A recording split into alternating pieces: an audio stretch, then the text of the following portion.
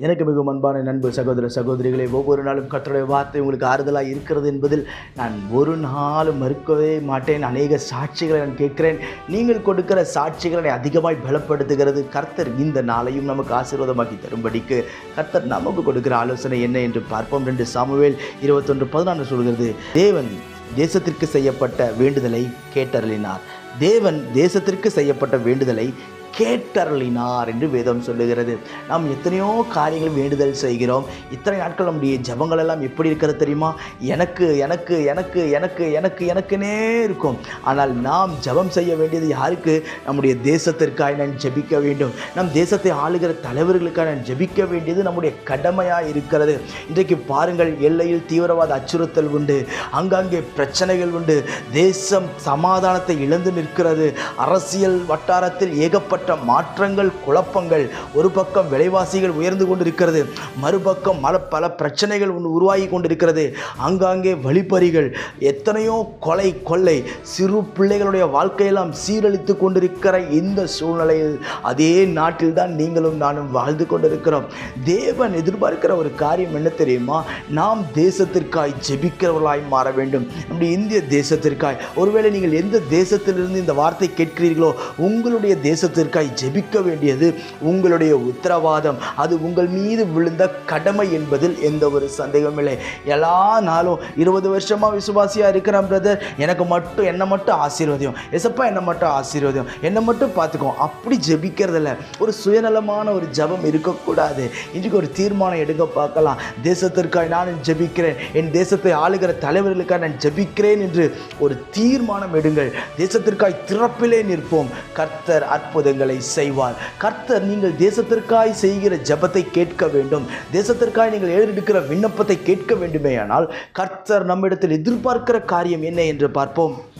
2 நாளாகவும் 7:14 சொல்லுகிறது, தங்களை தாழ்த்தி ஜெபம் பண்ணி என் முகத்தை தேடி தங்கள் பொல்லாத வழிகளை விட்டு திரும்பினால். கர்த்தர் எதிர்பார்க்கிற ஒரு காரியம் என்ன? தங்களை தாழ்த்தி ஜெபம் பண்ணி தங்கள் பொல்லாத வழிகளை விட்டு திரும்ப வேண்டும். என் நாமம் தரிக்கப்பட்ட என் ஜனங்கள் தங்கள் பொல்லாத வழிகளை விட்டு திரும்பி என்னுடைய முகத்தை தேடும் பொழுது நான் தேசத்திற்கு சேமத்தை கொடுப்பேன் என்று கர்த்தருடைய வார்த்தை சொல்லுகிறது.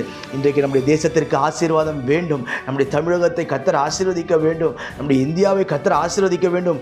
உலக நாடுகளில் கர்த்தர் சமாதானத்தை தர வேண்டும். இன்றைக்கும் யுத்தம் நடந்து கொண்டிருக்கிறது. எல்லா யுத்தத்தையும் கர்த்தர் அமைதலாய் மாற்றி சமாதானத்தை தர வேண்டும் என்று சொல்லி நாம் ஜெபிப்போம். நாம் மற்றவர்களுக்காக ஜெபிக்கும் போது கர்த்தர் நம்முடைய சூழ்நிலைகளை, நம்முடைய குடும்பத்தின் சூழ்நிலைகளை நிச்சயம் மாற்றுவார், நிச்சயம் வாழ வைப்பார். தேசத்தை ஆளுகிற தலைவர்களுக்காய், அவருடைய ஆரோக்கியத்திற்காய் நிச்சயம் ஜெபம் செய்ய வேண்டியது நம்முடைய கடமையாக இருக்கிறது. நாம் ஜெபம் செய்வோம், தேசத்தை சுதந்தரிப்போம். கர்த்தர் நம்மை ஆசீர்வதிப்பார். நான் உங்களுக்காய் ஜெபிக்கிறேன். பரலோக பிதாவே, இந்த வார்த்தையெல்லாம் கேட்கிற என் அன்பு சகோதர சகோதரி ஒவ்வொருவருக்கும் நான் ஜெபிக்கிறேன்.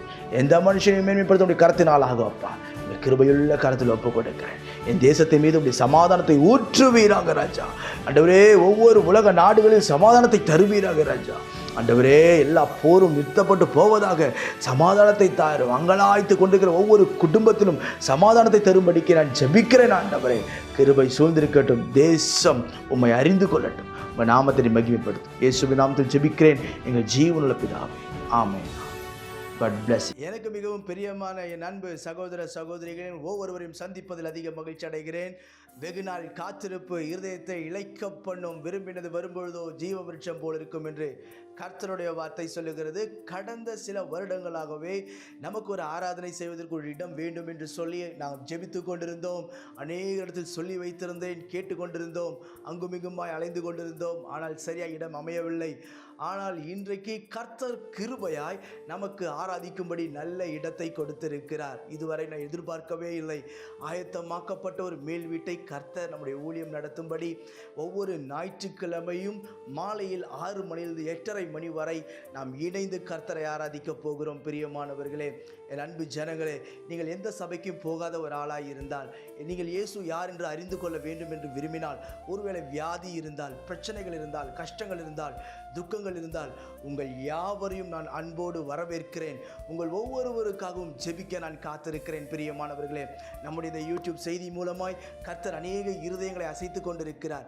எனவே நீங்கள் இது அருகிலே யாராவது இருப்பீர் என்று சொன்னால், சென்னையில் இருப்பீர் என்று சொன்னால், உங்கள் யாவரையும் நான் அன்போடு வரவேற்கிறேன். நாம் இணைந்து கர்த்தரை ஆராதிப்போம், கர்த்தருடைய ராஜ்யத்தை கட்டுவோம். நான் இந்த வீடியோவில் இதை கீழே என்னுடைய அட்ரஸ் வருகிறது, அட்ரஸை எடுத்துக்கொள்ளுங்கள். என்னுடைய ஃபோன் நம்பர் வருகிறது. இன்னும் உங்களுக்கு ஏதாவது டீட்டெயில்ஸ் வேண்டும், இதோடைய காண்டாக்ட் பண்ண உங்களுக்கு ஏதாவது டீட்டெயில்ஸ் வேண்டும் என்று சொன்னால் நீங்கள் தயவாய் தொடர்பு கொள்ளுங்கள். நான் உங்களுக்கு ஆலோசனை கொடுப்பேன்.